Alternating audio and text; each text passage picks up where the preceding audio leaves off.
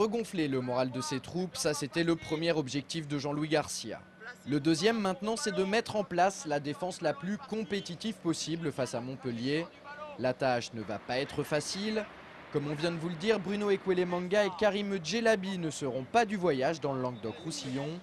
Résultat, l'entraîneur angevin va devoir composer avec les forces en présence. Et vous allez pouvoir le constater, il risque d'être confronté à un véritable casse-tête. Ce matin, sur mes défenseurs, j'ai Tel-Lavi qui a toujours une petite douleur. J'ai David Leray qui a pris un gros coup sur le genou contre Boulogne. Il va falloir que je l'amène quand même. J'ai Djelabi et Ekwelemanga qui sont forfaits. J'ai Martin Fall qui a mal au cervical. J'ai Teddy Ongoli qui a une cheville douloureuse suite à son match de CFA2. Et j'ai Maxime Josse qui a 40% de ses moyens qui n'est pas utilisable. Donc voilà, c'est compliqué. C'est même d'autant plus compliqué qu'en ce moment, le secteur défensif, c'est le véritable maillon faible de cette formation angevine. Sur ces 12 dernières sorties, le SCO n'est jamais parvenu à garder sa cage inviolée. Pire, la semaine dernière, Jean-Daniel Padovani est allé chercher le cuir à 5 reprises au fond de ses propres filets.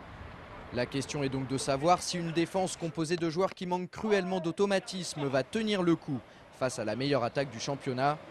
En tout cas, pour Michael Stéphan, là n'est pas le problème.